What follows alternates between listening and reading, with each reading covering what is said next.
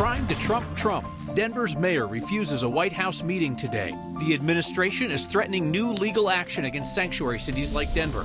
A Trump campaign ad calls Democrats complicit in murders. The administration suggests arresting city leaders. We will ask the leading Republican candidate for governor, Tom Tancredo, if he wants to see Denver's mayor marched out of City Hall in handcuffs. Governor Hickenlooper tries to explain why he seemed to say he doesn't want Amazon here. Denver's oldest church finds new use. And Steve Steger begs you to care about Colorado's best team. Next. Denver does this dance on whether it's a sanctuary city that shelters people here illegally. Today, the Trump administration is declaring the party's over. City leaders, whether for principle or politics or both, proudly proclaimed Denver to be a safe space for people in this country illegally. Denver law enforcement won't go out of their way to help immigration agents. By law, they don't have to. They only have to abide by a federal law, 8 U.S.C. 1373. It does not allow the city to prohibit communication with ICE agents. Today, the Trump administration's Justice Department issued a legal threat. They want to search Denver's internal records to see if we've been breaking the law behind the scenes. If Denver's found to be in violation, it would lose a specific federal grant. Small change in the scheme of things. But the Trump administration has also recently talked about charging politicians who run sanctuary cities with crimes. So this demand by the feds comes with a lot of weight. We are about to hear from two men who appear to relish this fight over sanctuary cities, President Trump and Denver Mayor Michael Hancock. So funny thing is, they were supposed to meet face-to-face today, a White House visit for the Conference of Mayors. But Hancock bailed in disgust, tweeting, "Denver doesn't violate federal law and we won't be intimidated." And on the same day, he has the audacity to invite mayors to the White House to discuss infrastructure. No, won't be going to the White House today. Better things to do than be part of a photo op for 45, President Trump, as he threatens cities again. Mayor Hancock's staff told us he was too busy with meetings to talk with us and with you today, which is funny because it seems like he had a sudden opening on the calendar after that last statement.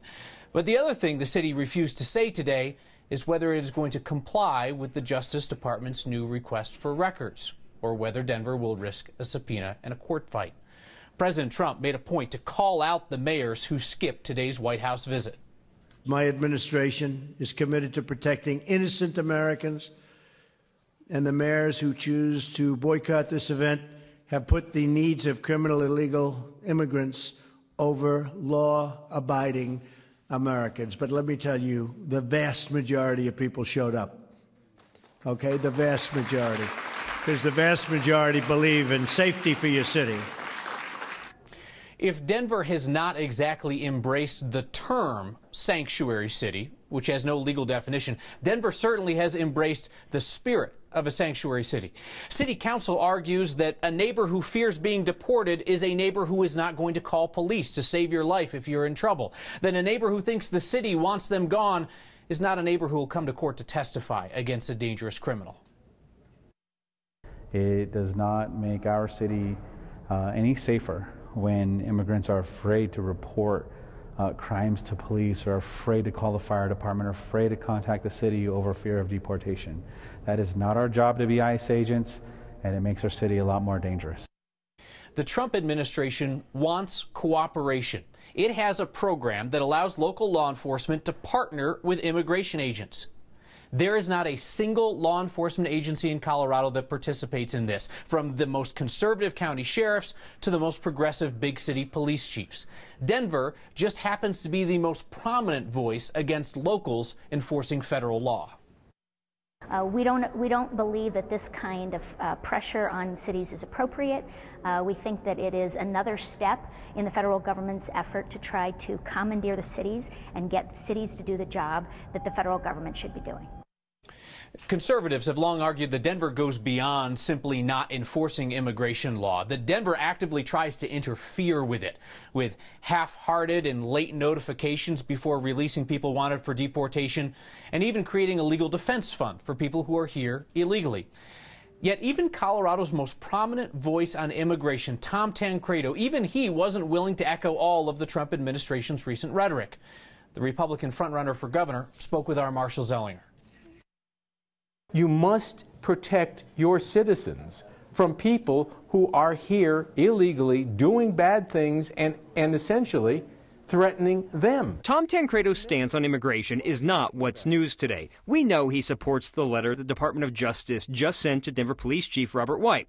But he's not as fully supportive of this political ad the president put out on the anniversary of his inauguration this weekend. And you know you've gone far to the right on immigration when even Tancredo doesn't 100% agree. President Trump is right. Build the wall. Deport criminals. Stop illegal immigration now. Democrats who stand in our way will be complicit in every murder committed by illegal immigrants. I'm not going to say that, but I'm going to say that if you are a public official of a sanctuary city and your actions provide the haven for people who are committing violent crimes, then yes, you should be held liable. Does that mean you think Mayor Michael Hancock should be arrested?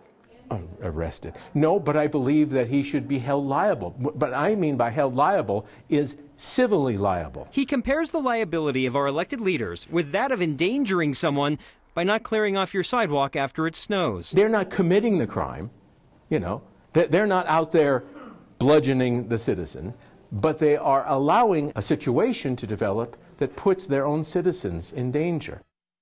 So, Marshall, there was a time in America when threatening the criminal prosecution of your political opponents was thought to be maybe more of a third world thing, very in vogue these days. What did Tom Tancredo have to say about the practical idea of prosecuting leaders in Denver or Aurora or Boulder or someplace like that? He thinks you can get around governmental immunity, which they're protected by right now, if you can prove that what they're doing is outside the scope of their responsibilities as a lawmaker. That'd be a tough argument in court, but it's creative. All right. Marshall, thank you. So Denver is about to make its largest change to the 16th Street Mall since it kicked out the homeless people that used to sleep there. The city and RTD today unveiled plans for a redesign. This is going to move the mall shuttles down the middle closer together. The city says it is to give pedestrians more space. If you've been down there, you know that that middle median is also a popular hangout for people who are homeless, if you're detecting a theme here. The activist group Denver Homeless Out Loud today told us this mall redesign is just one more move to sweep the homeless out of sight in Denver. One of the downsides of Governor Hickenlooper edging closer to a run for president is that he doesn't pull a full Hickenlooper very much anymore. You know, where he says something zany or contradictory and then has to walk it back with more folksy, you know me, I'm not a politician talk. Hickenlooper nowadays is, dare I say it, disciplined. Except yesterday he slipped and said publicly that he would be relieved if Amazon didn't come here. So today, Hickenlooper backpedaled, suggesting that maybe Amazon's billionaire owner just wants the city to play hard to get. If I was Jeff Bezos, I'd look at those comments and say, that's just the kind of city we're looking for. Somebody who looks at the realities, willing to work hard, understands that there's going to be challenges involved in really being successful here. The head of the Colorado Republican Party jumped all over Hickenlooper today, saying that the governor is actively undermining Colorado's chances with Amazon. Which is hilarious, because it hasn't even been a week since Colorado Republicans were attacking Hickenlooper for being too eager to land Amazon. Victor Mitchell, the former state legislator and current candidate for governor, lit into Hickenlooper for giving economic incentives to Amazon rather than to rural businesses. So, to recap, Colorado Republicans are simultaneously attacking the governor for being too willing and not willing enough to land Amazon. What did we say again here yesterday? If you don't think this is a game, it's because you haven't been watching the scoreboard. It was obvious right away. They were not trash, those military medals that were sitting by the dumpster, but finding where they belonged, that has taken years. Noel Brennan has the story. So this is the Bronze Star. There must be a story behind a medal like this. It just has his name. But a piece of bronze holds few clues. Ronald W. Taylor, Taylor.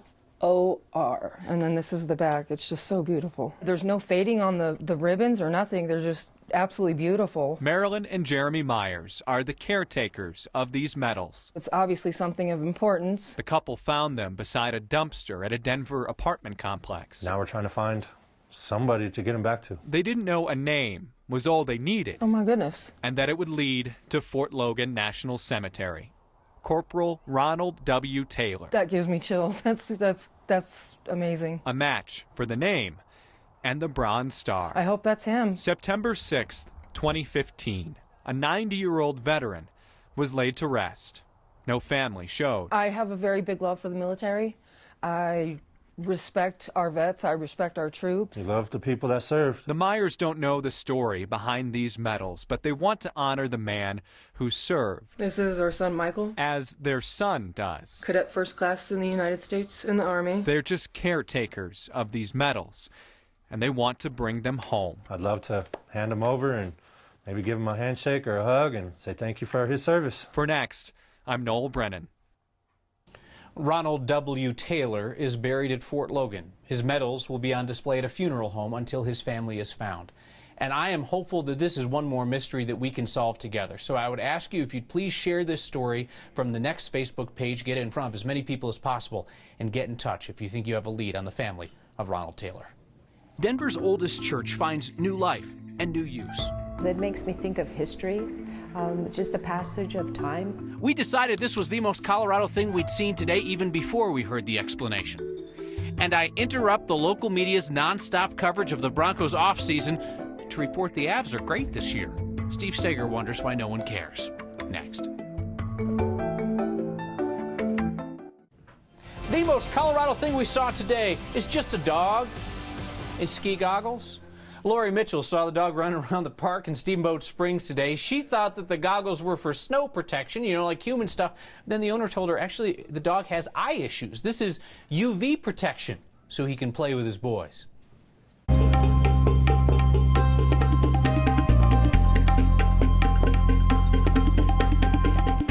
Mild this 6 o'clock hour in the 9 News backyard, and warmer weather coming up tomorrow. Temperatures still in the mid-40s in the city after a day with highs in the 50s downtown, 40s out at the airport.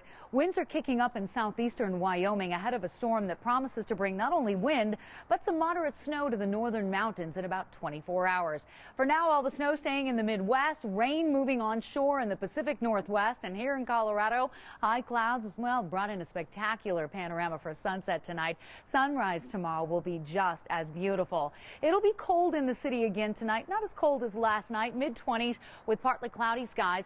High temperatures tomorrow way above the average of 44. Our warmest day of the week coming up Thursday, ahead of a storm that brings mountain snow on Friday, but no snow to Denver. Warming trend for the weekend back in the 60s by early next week. That's sunset tonight, though. Thank you, Della Cervantes. Art galleries are often fairly Spartan. You know, they tend to let the art speak for itself. Our Mike Grady took his camera by a gallery in Denver that apparently didn't get that memo. Country and the Mexican experience. Sharing the stories behind this art. How to bridge all those gaps. Is one of the reasons Adriana Abaraca is showing off her collection. We're looking for a sense of identity. The Belleza Mexicana exhibit showcases women in Mexican culture. And the boxer, she's originally from New Mexico. But the walls holding up these pieces have a story all their own. The outside of the building definitely has an impact on people coming to view art. Jeff Lamson runs CU Denver's Emmanuel Gallery. This is the oldest standing religious structure in Denver. This started as an Episcopalian church built in 1873. Then this was turned into a synagogue about the turn of the century. And when the Auraria campus was built, it became an art gallery in 1973. A former house of worship makes an interesting setting for some of these works. And having an exhibition like that in a historic church does give it a different context. This is just a way to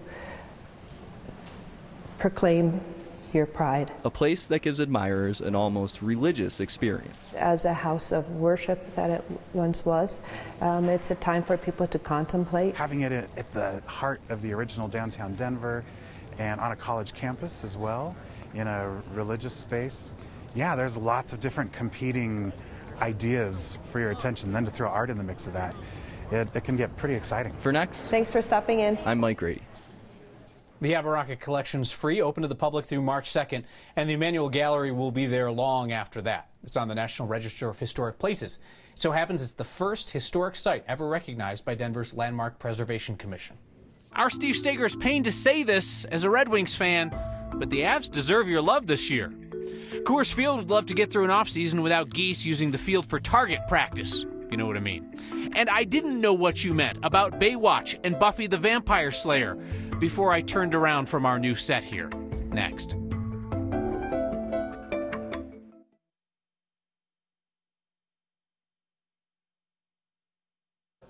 Honest question. How good would the Avs have to be to give us a break from the months-long speculation about who the Broncos are going to take in the draft? Because the Avs are excellent. Does anyone care? Our Steve Steger does. The timing of this may seem off. The Avalanche did just lose a game last night in Montreal, breaking their 10-game winning streak. But maybe this is a better time than ever to beg you to turn this city into a hockey city once again. I know this is a football town. I'll never dispute that. Even Mother Nature sports Broncos orange and blue. But there's another team with a history of championships in this town. In fact, they were the first major team to ever bring one home to fans here. And if history tells us anything, we could be in for an exciting spring. Follow me here. The 10 games in a row the Avs just won is the second longest streak in franchise history. The next longest streak was 9 games back in 2000. The Avs went on to win the Stanley Cup that season. Winning streaks seem to do wonders for this organization. I get it. The Avs have fluttered over the years, especially last year. But already this season, the team has more wins than it did all of last year during its worst season ever. They're in a wild card spot for the playoffs, and tomorrow night they have a chance to steal some points away from a division rival. They have one of the best players in the NHL in Nathan MacKinnon. Seriously, he's number 2 in the NHL in points right now, and he's only 22. The games are electric again. After a win, people are still cheering in the concourse walking out. It's exciting hockey, and it deserves our attention, which is tough for me to say. I grew up in Detroit. That used to be a source of shame for Steve, but no longer. Hey, I seem to recall that some of you scoffed when we showed you how Broomfield High's baseball coach kept geese off the ball field. These dog shadow cutouts that he planted in the grass. Never'll work, you said. Well, come to find out, that's a pro move. MLB writer Thomas Harding spotted Coors Field doing the exact same thing. Faux foxes, copycat coyotes out in the field to keep the geese from tearing up the grass. So how about that? Broomfield High, ahead of your time. Look at that. There's the photo. Not real, just trying to keep the geese away. Your feedback tonight includes a criticism that I think, in all honesty, is a very dangerous idea. And also, we're getting some feedback about what's been going on in our temporary set with the TV screens behind me. Next.